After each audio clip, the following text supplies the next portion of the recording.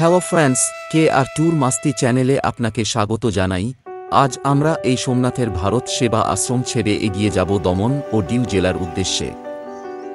এই যে দেখুন সোমনাথের ভারত সেবাশ্রম ও তার চারিপাশের এই পরিবেশের দৃশ্যগুলো আমি আমার ক্যামেরায় সেই ছবি আপনাদের সকলের কাছে তুলে ধরেছি।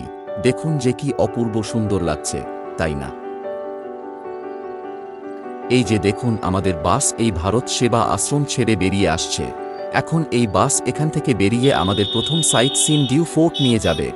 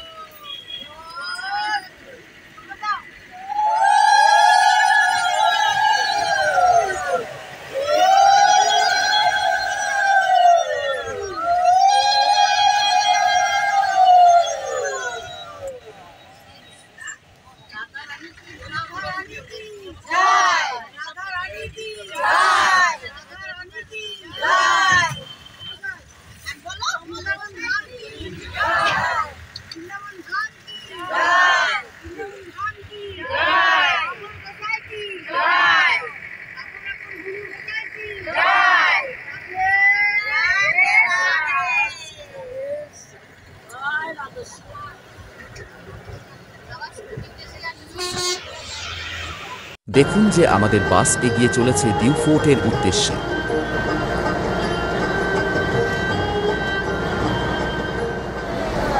ধন্যবাদ সবাই মিলে।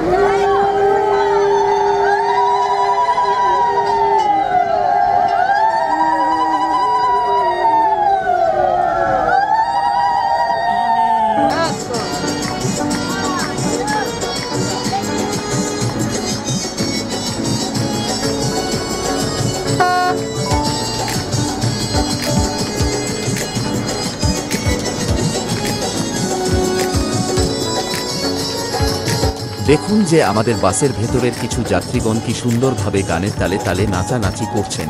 দেখুন যে এই সকল যাত্রীগণ তারা এই চলন্ত বাসে কিভাবে আনন্দের সাথে নাচানাচি করছে। সত্যি এসব দেখে বাসের মধ্যে বসে থাকা কিছু যাত্রীগণ তারাও বাসের সিটে বসে তারাও হাতে হাতে করো তালি দিয়ে তারা উৎসাহ দিয়ে চলেছেন। দেখুন যে কতই না তারা সকলে মিলে আনন্দ হয়ে হুল্লোড় করে চলেছেন এই চলন্ত বাসের মধ্যে। সেই সব দৃশ্য আমি আমার ক্যামেরায় ফ্রেম বন্দি করে নিয়েছি।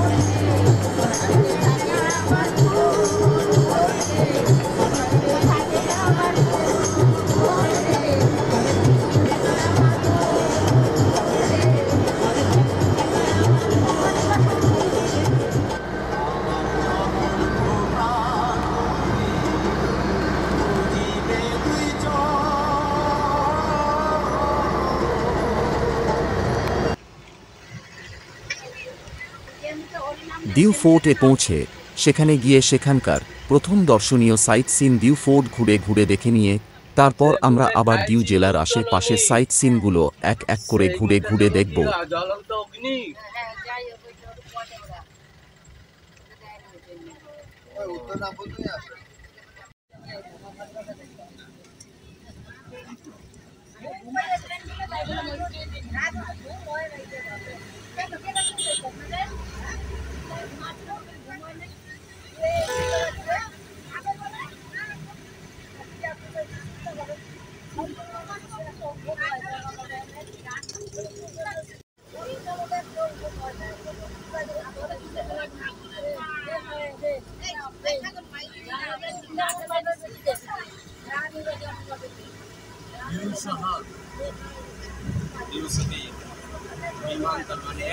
এয়ারপোর্টও আছে বুঝলা, এয়ারপোর্ট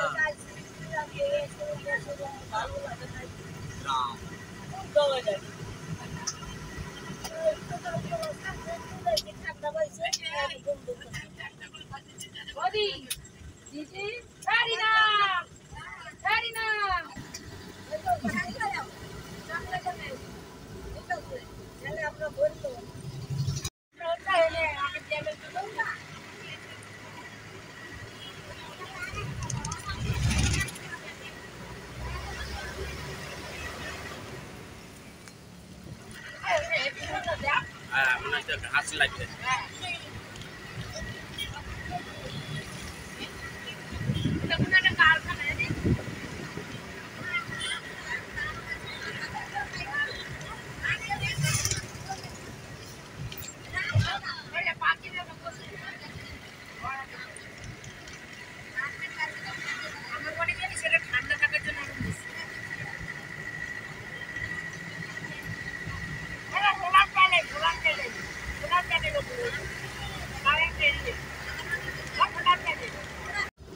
এই দেখো কত তাল গাছ, কেমন 4-5টা করে গাছের মতন। হ্যাঁ, অনেকগুলো মাথা এক একটাতে। কতগুলো গো?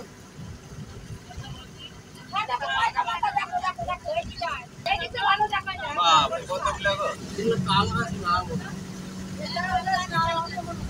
তাল গাছ হয়েছে।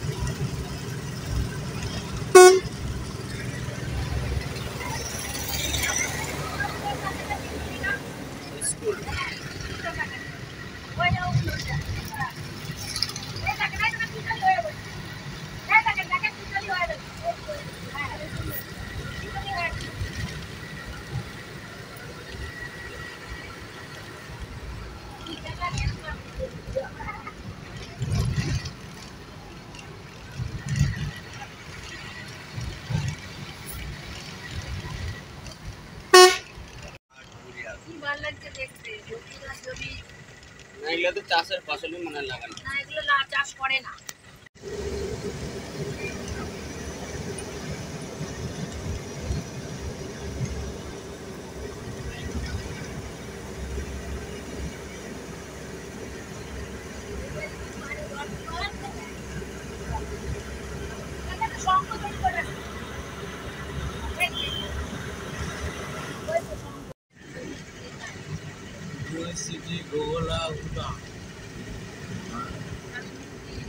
সরকারি হাসপাতাল ওইটা।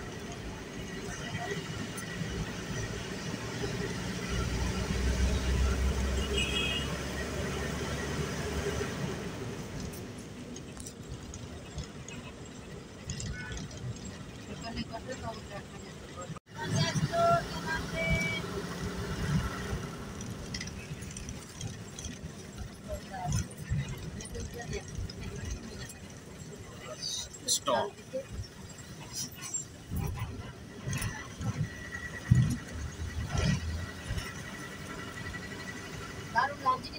দিউ হল দমন ও দিউয়ের একটি জেলা। দিউ জেলা ভারতের কেন্দ্রশাসিত অঞ্চল দাদরা ও নগর হাভেলি এবং দমন ও দিউয়ের 3টি জেলার মধ্যে অন্যতম জেলা। এই জেলাটি দিউ দ্বীপ এবং ভারতের মূল ভূখণ্ডে 2টি ছোট ছিটমহল দ্বারা গঠিত। জেলা সদর শহর হল দিউ। এটি দেশের 9তম জনবিরল জেলা, 640টি জেলার মধ্যে একটি। জেলাটি ঐতিহাসিকভাবে গুজরাটের সৌরাষ্ট্র অঞ্চলের অংশ ছিল। 1961 সালের 19শে ডিসেম্বর ভারত কর্তৃকের অধিগ্রহণের আগে পর্যন্ত এটি পর্তুগালের একটি উপনিবেশ শহর ছিল। 1987 সালে এটি দমন ও দিউতে নবনির্মিত কেন্দ্রশাসিত অঞ্চলটির একটি অংশে পরিণত হয়েছিল। 2020 সালের জানুয়ারিতে জেলাটি দাদরা ও নগর হাভেলি এবং দমন ও দিউর নতুন কেন্দ্রশাসিত অঞ্চলের অংশ হয়ে যায়। দিউতে রয়েছে পর্তুগিজ রীতির স্থাপত্য সহ বিভিন্ন প্রাচীন স্থাপনা এবং স্মৃতিস্তম্ভ। দিউয়ের নিকটতম রেলওয়ে জংশনটি ভেরাবাল, যা দিউ থেকে 90 কিলোমিটার দূরে। মুম্বই, আহমেদাবাদ, পুনে, জবলপুর, দ্বারকা এবং তিরুবনন্তপুরমের মতো প্রধান শহরগুলি সরাসরি ভেরাবাল রেলওয়ে স্টেশনের সাথে যুক্ত।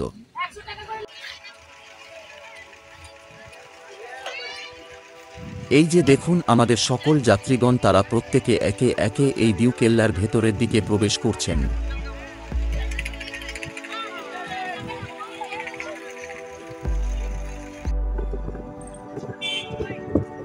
ভেতরে প্রবেশ করতেই দেখতে পাই এই দুর্গের বাদিকে এক বিশাল আকারের সমুদ্রে ঘেরা এই দিউ ফোর্টটি।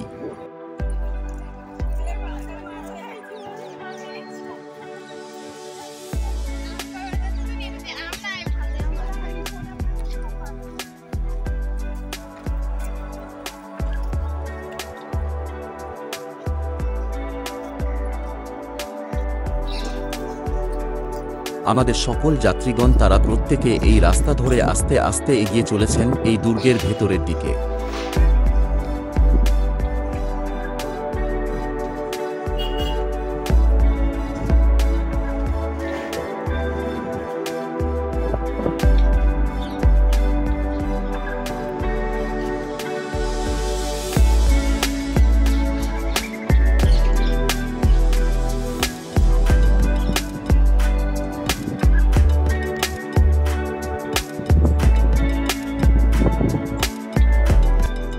ভেতরে ঢুকতেই জানতে পারলাম যে এই দিউ ফোর্টটির আসল ইতিহাস। দিউ উপদ্বীপটি সৌরাষ্ট্র প্রণালীর দক্ষিণ তীরে অবস্থিত এবং এর দক্ষিণ পূর্ব প্রান্তে পর্তুগিজরা একটি দুর্গ তৈরি করেছিল।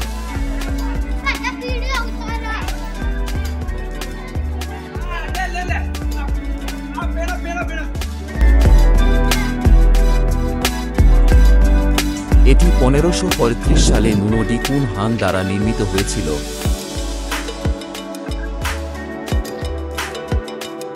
এবং 1546 সালে ভাইসরয় ডি জোয়াও দে কাস্ত্রো দ্বারা পুনর্নির্মাণ করা হয়েছিল। দুর্গে প্রবেশের জন্য ডাবল প্রবেশের ব্যবস্থা রয়েছে। প্রবেশদ্বার এবং এর আশেপাশের এলাকা রক্ষা করার জন্য সেন্ট জর্জ টাওয়ার তৈরি করা হয়েছিল, যা দুর্গের প্রাচীনতম অংশ হিসাবে বিবেচিত হয়। এই দুর্গটি ক্যাপ্টেন ম্যানুয়েল ডি সুজা ডি সেপুলভেদারের সময় নির্মিত হয়েছিল, যিনি 1542 সালের আগে পাথর কেটে তৈরি করা পরিখাকেও প্রসারিত করেছিলেন।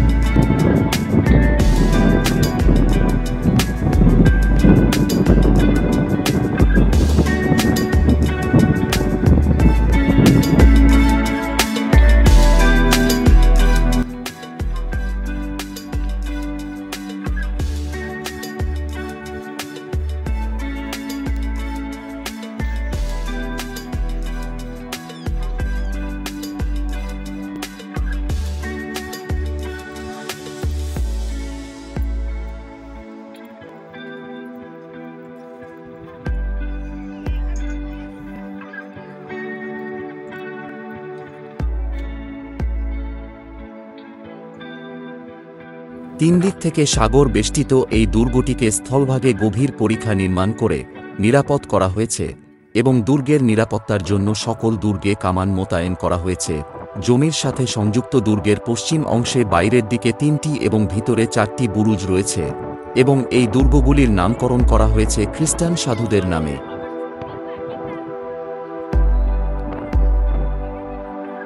এখান থেকে 1546 সালে গুজরাট সেনাবাহিনী খাজা সফর এবং তার পুত্র রুমি ওয়ানের নেতৃত্বে দিউ আক্রমণ করে দুর্গের দক্ষিণ প্রাচীর খোলা সমুদ্রের মুখোমুখি সেন্ট লুসিয়া টারেট।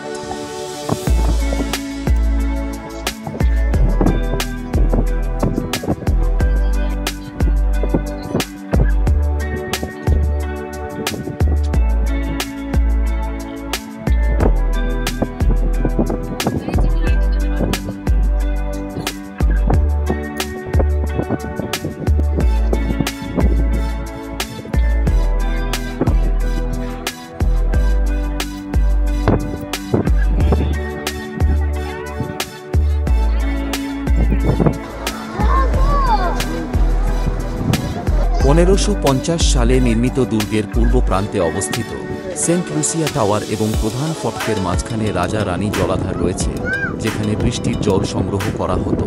দুর্গের ভিতরে গভর্নরের বাসভবন, জেল, সৈন্যদের ব্যারাক, অস্ত্রাগার, সরকারি ভবন এবং অনেক গির্জা রয়েছে। প্রায় ৫৬,৭৩৬ বর্গমিটার এলাকা জুড়ে বিস্তৃত এই দুর্গে অস্ত্র ও গোলা বারুদ, খাবার ও পানি সংরক্ষণের পর্যাপ্ত ব্যবস্থা ছিল। এছাড়া সংকটের সময় পালানোর জন্য অনেক ভূগর্ভস্থ টানেলও নির্মাণ করা হয়েছে।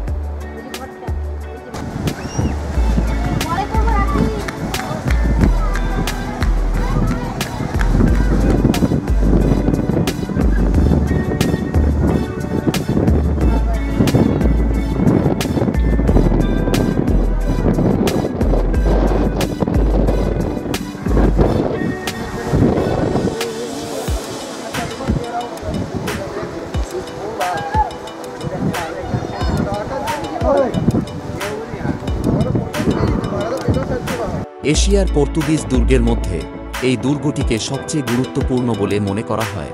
আজ এটি দিউয়ের একটি ল্যান্ডমার্ক এবং বিশ্বের পর্তুগিজ উৎসের 7টি আশ্চর্যের মধ্যে একটি। দিউ জেলা ভারতের 10ম জনবহুল জেলা। দিউ শহরটি দিউ দ্বীপের পূর্ব প্রান্তে অবস্থিত এবং এটি তার দুর্গ এবং পুরানো পর্তুগিজ ক্যাথেড্রালের জন্য পরিচিত। এটি একটি মাছ ধরার শহর।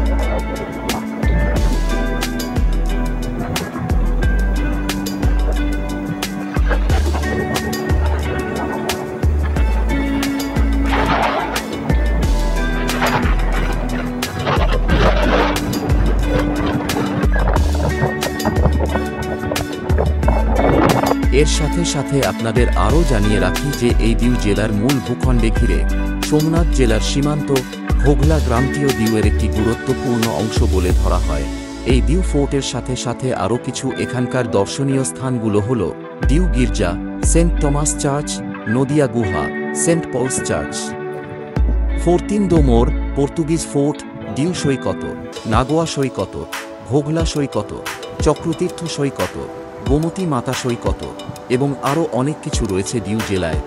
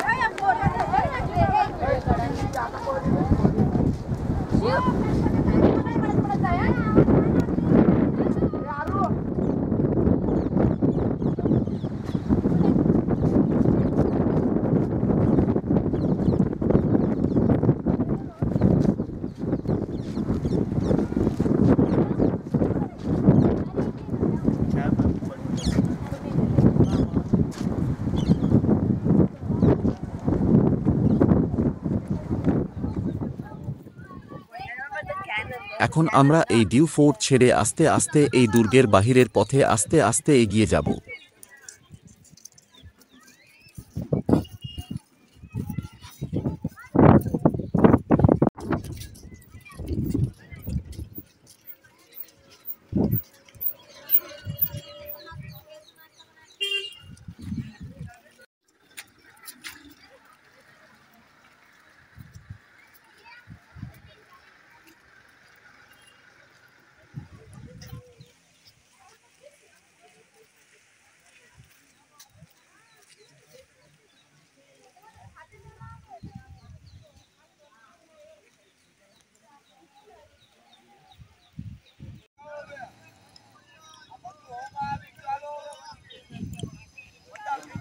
আজকের মতো এখানেই ডিউ ফোর্টের ভিডিওটি শেষ করছি। দেখা হবে পরের ভিডিওতে। আপনারা দেখতে থাকুন KR ট্যুর মাস্তি চ্যানেল। আর হ্যাঁ, আপনাদের যদি ভিডিওটি দেখার পর ভালো লেগে থাকে তাহলে ভিডিওটিতে অবশ্যই একটি লাইক, শেয়ার, কমেন্ট করতে ভুলবেন না। ধন্যবাদ।